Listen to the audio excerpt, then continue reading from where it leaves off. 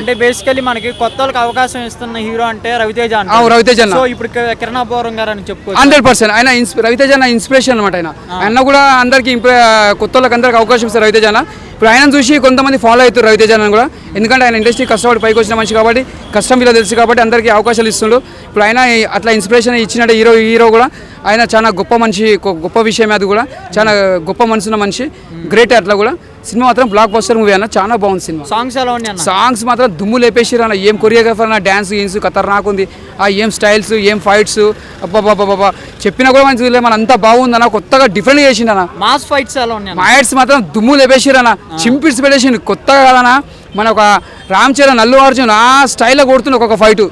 Super emotion scenes, emotion super. Art touch అవుతాయి మొత్తం, అంతా బాగున్నాయి అన్న. ఎంత చెప్పినా తక్కువనే. ఇట్టు పడినట్టేనా? ఇట్టు అనేది మన ఆల్రెడీ ఇట్టు కొట్టేసిండు ఆయన.